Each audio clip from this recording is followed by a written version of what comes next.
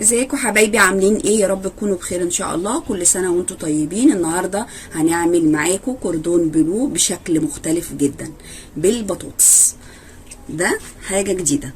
معانا بطاطس وتكون طويله بالشكل اللي انتم شايفينه ده. عايزاها صغيره وتكون بالشكل اللي انتم شايفينه ده. المقاس ده يفضل انها تكون المقاس ده. ومعانا هنا البطاطس اهي بالشكل اللي انتم شايفينها كده، قورناها بالشكل ده. يبقى بطاطس معانا حمرناها نص تحميره بالشكل ده. طبعا التقوير بتاعها هنعوزه مش هنرميه، بيبقى مقرمش وحلو لو انتوا سامعين بالشكل اللي انتوا شايفينه ده، عشان نعمله فرشه بعد التحمير بتاعنا ان شاء الله. معانا الوصفه دي بيضتين، ومعانا كمان البقسماط بتاعنا بالشكل دون، او اللي هو بيتجاب من بره عادي في اكياس، براحتكم اللي انتوا ايه تحبوه وتفضلوا.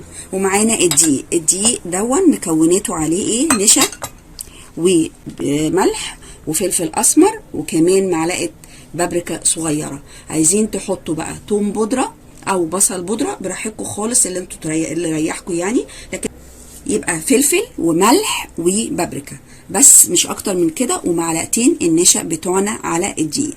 معانا ايه كمان؟ معانا تركي مدخن، معانا لانشون، ومعانا كمان جبنه شيدر.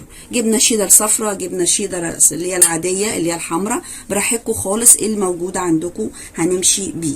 هنضرب طبعا البيضتين ونحط عليهم فلفل وملح. ضربنا البيضه بحبه لبن او حبه ميه بملح وفلفل بس، عشان تشيل اللزوجه كده، اللبن او الميه يشيل اللزوجه، وضربناهم بملح وفلفل فقط لا غير. هنشرح بقى. جبنا البطاطس الطويله قورناها، وخدنا البوز ما رمناهوش، خليناه عشان هنحمره، لاني هنقفل كده بالشكل ده بستيكس اللي هو الخله.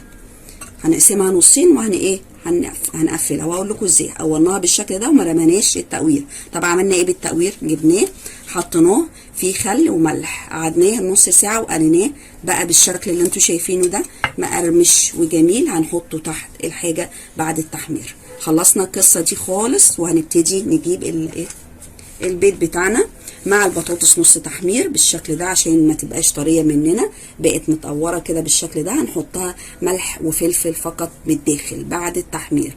هنحط لها ملح وفلفل. وبعدين نعمل ايه؟ عشان انا بس مش عايزه اطول عليكم. هنجيب التركي المدخن، هيتحط فيه الجبنه بالشكل ده وهيتلف. وهنجيب اللانشون وبرده هيتلف كده مع بعضيهم. وبعدين نبتدي نعمل ايه؟ ندخل كده، نجيب البطاطسيه بتاعتنا وندخلها بالشكل ده في الداخل كده، ونقطع كل الزياده. هندخل كده بالشكل ده ونقطع كل الزياده معانا. بقتش بالشكل الجميل ده اهي. وصفه هتعجبكم جدا، مش هتلاقوها الا هنا ان شاء الله في الفيديوهات بتاعتنا خاصه بينا اهي. وهنقفلها بالغطا بتاعها. طب هنقفلها ازاي؟ هنكسر الخله كده، وبعدين نحط الغطا ونقوم مشبكينها بالشكل ده اهو، بالاتنين مع بعض كده. بقت كده بطاطسايه عندي اهي بالشكل ده. طب هنعمل ايه بعد كده؟ هنحطها في الدقيق عندنا اللي هو فيه الملح والفلفل والبابريكا بتاعتي والنشا عشان تبقى مقرمشه. بقت بالشكل ده. طب وبعد كده هنقوم حاطينها في البيض، وبعد كده في البقسماط او في الفيجيتار العادي اللي بيتجاب من بره اهو.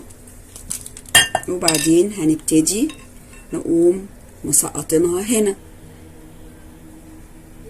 وما ننسوش بقى ان شاء الله لو عجبتكم الوصفه يا ريت تشيروها باذن الله. وبعد كده هنحمر.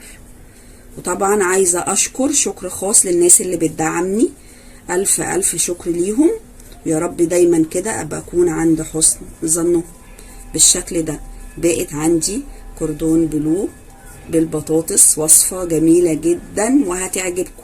وبعد كده هتتحط في الفريزر شوية اهي تجمد، وبعد كده اديها تحميرة تانية. بعد كده بقى احط لها البطاطس اللي انا حمرتها عندي من بواقي البطاطس من الداخل، وبعد كده احط لها فرشة وارص ان شاء الله البطاطس عندنا بالشكل الجميل، وبألف هنا وشفا.